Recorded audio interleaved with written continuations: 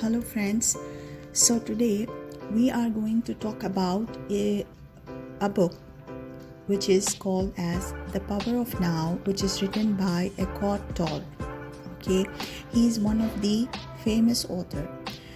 What basically he wants to give a message to the readers in his book is stop regretting the past and worrying about the future. Start living in a pain-free and full of joy present, making every moment count. So here, the author wants to make sure that all of us, we are having a mindset of suffering. Okay, we believe that whatever is happening is supposed not to be happening. We should be something good might be happening. Okay, and we are constantly talking about our past, and we are constantly worried about our future. So the power of now will open your eyes to show you that this is just a trap. And let us further go and see how it will happen. Now, the number one key points of this book where the author has explained to us is there are two strong feelings that trap many of us. Okay, what are the two strong feelings? Number one is regret and number two is anxiety. So let us talk about the number one, regret. We are either full of regret for the things that we did or failed to do in the past, or we are full of anxiety over future events we cannot control. Okay, so what the author wants to explain us is it's like a trap for us. What's happening is once we do anything, we constantly go to our past life and we started to talk about, oh, what happened in my past was not happened good, and what if it would have happened in the other way around. For example, let me talk about the story about one of a man, he was living with his brother, and one night it was a very a good night, and he said, let us go out, brother, what do you think, and we will just have a long drive, and we will have some food and snacks, and we will come back. The other brother, he was actually very sleepy. He said, no brother, I don't want to come, I'm feeling sleepy, and you can go. So this brother, the elder brother, he said, no, you have to come with me, let's go. And he pulled the hand, okay, and he pulled him out of the bed, okay, and force him to go out with him in his car. So while they were both in the car, he was driving and he started to drive, and the younger brother who didn't want to come, he was on the driving seat and he was driving, and the other brother was on the other side. And when they were moving on, what happens is they were joyful and they were good, and suddenly a truck that came right in front of their car, and they had a huge terrible accident, and because of this the younger brother, he passed away. So what happened now, this brother who forced him to go out, in spite he said, I don't want to go out, brother, okay, he spent the rest of his life in regret, saying that what if I have not forced my brother to go with me on that day, he would have lived. What if I wouldn't have let him to drive, I would be the one driving, maybe the accident might not happen. What if I would have delayed a little bit, let's say 1 minute, okay, so that the truck that we have crossed we should have saved. I might have saved the life of my brother. This is all because of me. Okay, so this is what he keeps going into his past life, and he keeps regretting, and he is spoiling his present moment by saying that why this happened, it shouldn't have been happened. So this is what the author is trying to explain us, that most of our life we spend in regret, and we try to think over and over again for the things that we cannot control, for the things which is not in our hands. This is the God's plan. This is not in our hands. So what we need to do at this moment in order to come out of this situation he need to be on the acceptance level. So guys, I would like to tell you that I have another video. It's talking about the letting go, and it's talking about the consciousness chart and the levels where we are in. So acceptance is one of the level that we need to reach. So when we stop regretting over our past, we will reach that level of consciousness. Okay, once we reach to the level of acceptance, we will accept that this has to happen. And once we reach this one, there will be no regret. Because this is something out of your hands. It is out of your control. Okay, so now we can develop a healthy relationship with our past, present, and future by exploring the lessons in the book, The Power of Now. Okay. Nothing has happened in the past. It happened in the now. Nothing will ever happen in the future. It will happen in the now. So this is what Eckhart Tolle, he's trying to explain us that everything will happen in the window of now. Your window. Right now you are in the window of now. You are now listening to me. So you are in this moment now. What happened in your past, it doesn't exist anymore, and there is no future. Because from window, okay, when this window will close, there will be another window will open, and that will be your present moment. That will be the now. The past will be gone, and there is no future.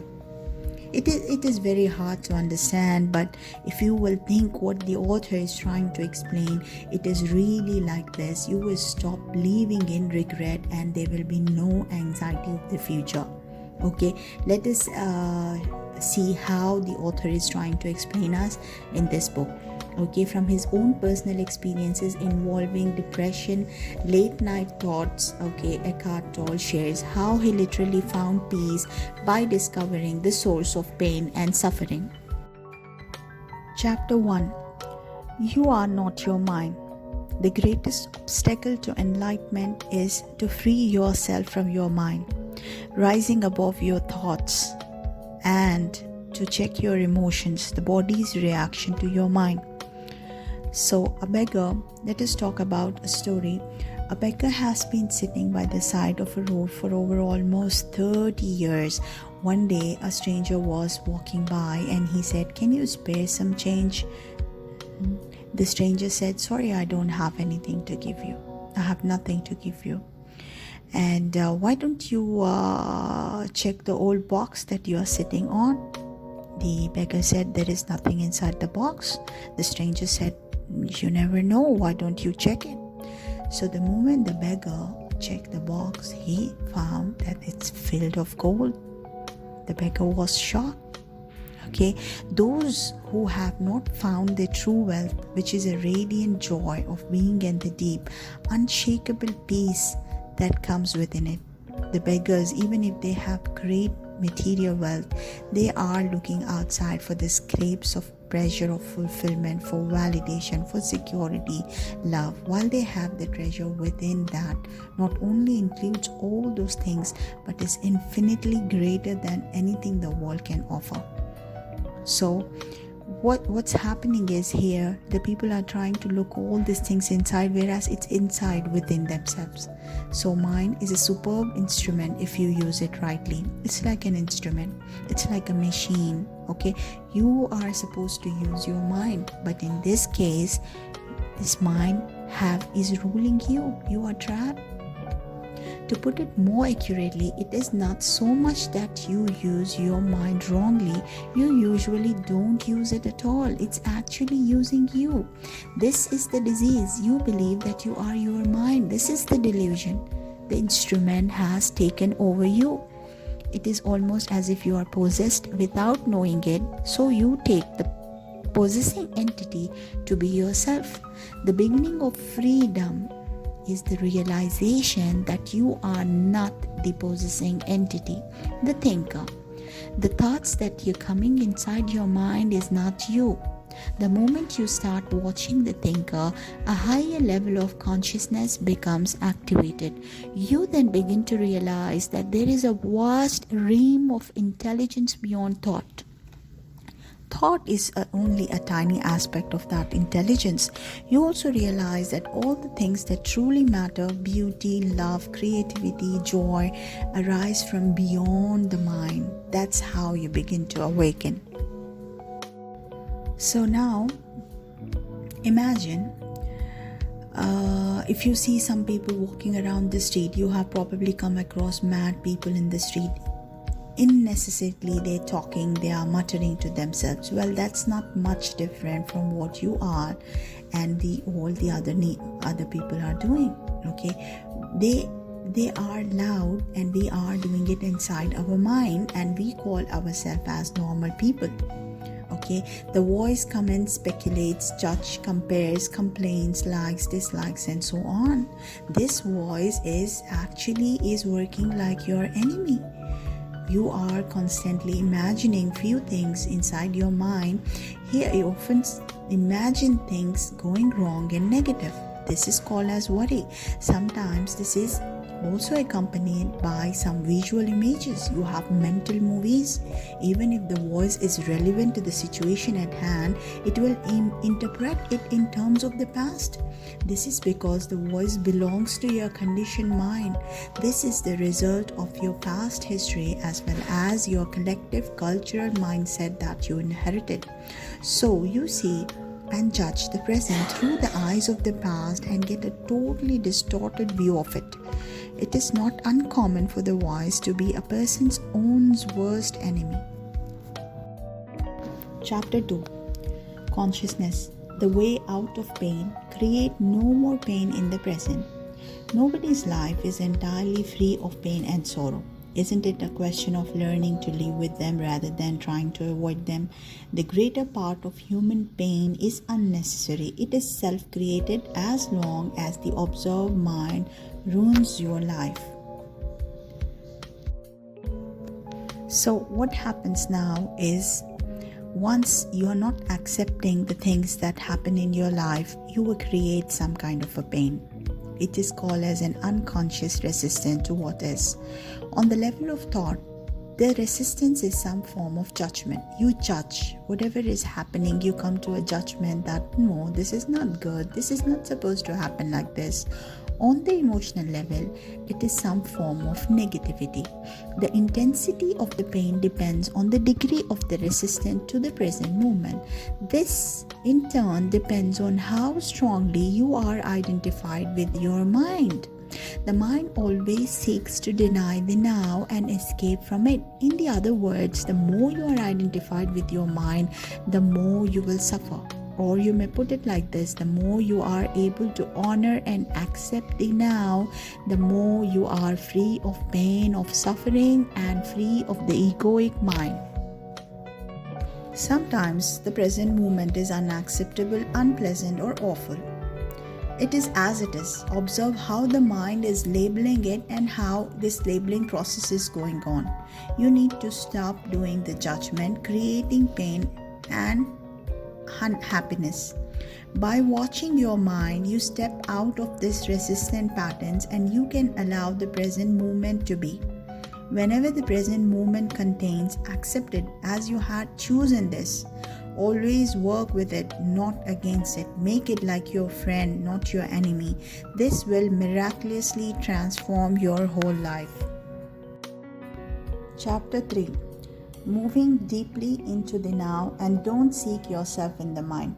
So be present as the watcher of your mind, of your thoughts, your emotion, as well as your reactions in various situations. Be at least as interested in your reaction as in the situation or person that causes you to react. Notice how often your attention is in the past or future. Don't judge or analyze what you are observing. Watch your thought, watch your emotion, and observe the reaction. Don't make a personal problem out of them. You will then feel something is more powerful than any of those things that you observe. The observing presence itself behind the content of your mind, the silent watcher. Intense presence is needed when certain situations trigger a reaction with a strong emotional charge, such as when your self-image is threatened. A challenge comes to your life that triggers the fear. Things go wrong, or an emotional complex from the past is brought up. In those kind of situations, the tendency for you is to become unconscious.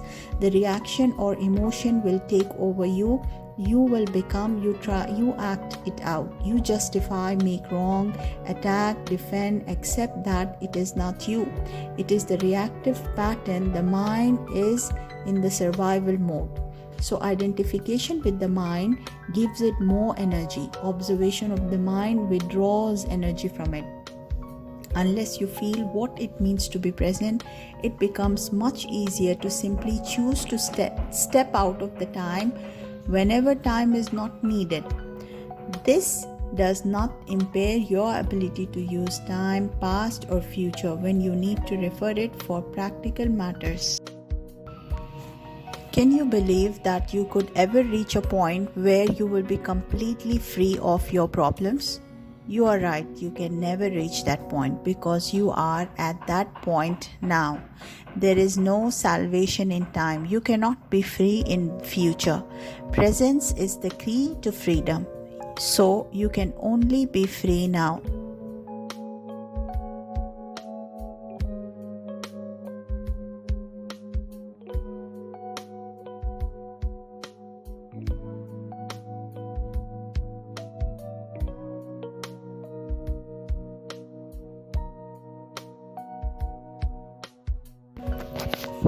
Freedom from unhappiness. So what do you resent what you're doing now? Maybe it could be your job, or you are agreed to do something, you're doing it, but you resent and you resist it. Are you carrying unspoken resentment towards a person who is close to you?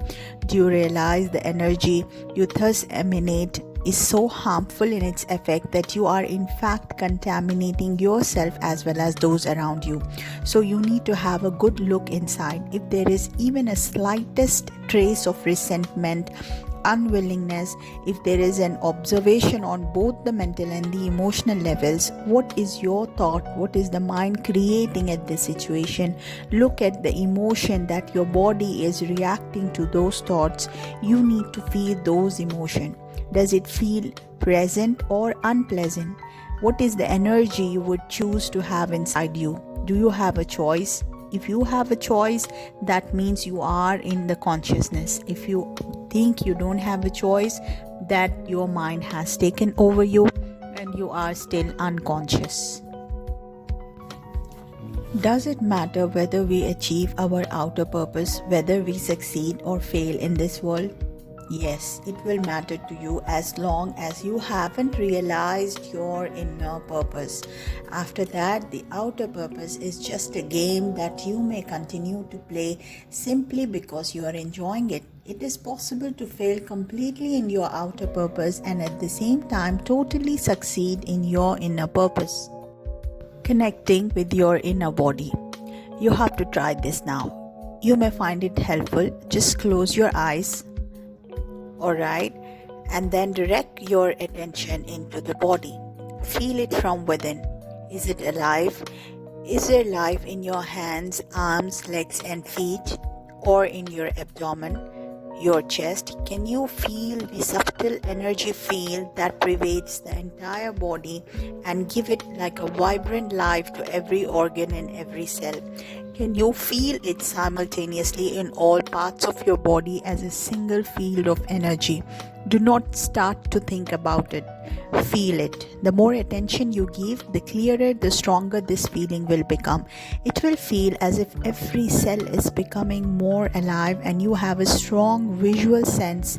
You may get an image of your body becoming luminous. Although such an image can help you temporarily, pay more attention to the feeling than to any image that may arise.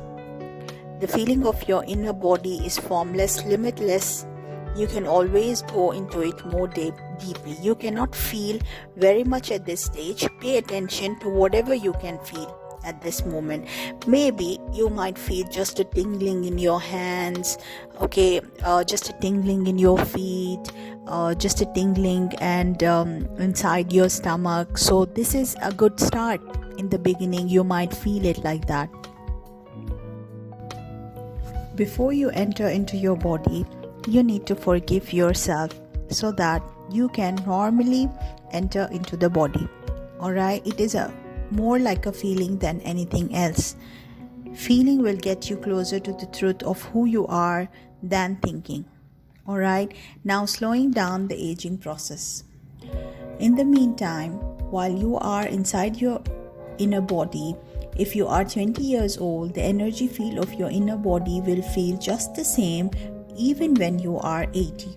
It will be just as vibrantly alive. You become more identified with the timeless inner body than with the outer body. When presence become your normal mode of consciousness and past and future no longer dominate your attention, you do not accumulate time anymore in the cells of your body. The accumulation of time and the burden of past and future greatly impairs the cell's capacity for cell renewal. Is there any scientific evidence for this? You have to try it out and you will be the evidence. Strengthening the immune system. Also, it will benefit you as if every cell will awaken and rejoice. The body will love your attention. It is only a potent form of self-healing. Most illnesses creep in when you are not present in the body. If the master is not present in the house, all kinds of shady characters will take up residence there. If you inhabit your body, it will be hard for unwanted guests to enter. The true nature of space and time. Now consider this. If there is nothing but silence, it wouldn't exist for you. You would know what it is. Only when the sound appearance, that silence come into being. Let's say if you hear a dog barking, how can you hear that the dog is barking? There is a noise because there is silence. You can hear it, that there is a noise because on the background there was no voice. You need to focus on the silence. At least 2 points of reference are needed for distance and space to come into being. Space. Can you see that you are inside this space? Any objects that you see around are inside this because there is a space that you are occupying. So we are into this space and there is a silence inside this space. The moment you try to observe the space and silence, this is how you come closer to the consciousness. Being present and intensifying your present by taking your attention ever more deeply into the now, whether you are living alone or with a partner, this remains the key.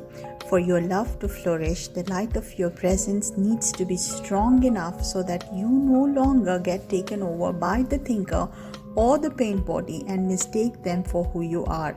In order to know yourself as the being underneath the thinker, the stillness underneath the mental noise, the love and joy underneath the pain is freedom, salvation, enlightenment. To disidentify from the pain body is to be presence into the pain and thus transmute it. To disidentify from the thinking is to be the silent watcher of your thoughts and behavior, especially the repetitive pattern of your mind and the roles played by the ego. To surrender is the key. Nobody chooses dysfunction, conflict, pain. Nobody chooses insanity. They happen because there is not enough presence in you to dissolve the past, not enough light to dispel the darkness. You are not fully here. You have not quite woken up yet. In the meantime, the conditioned mind is running your life. The key is to be in the present movement and to surrender. Like this, you can take a charge of your own life and achieve what you want.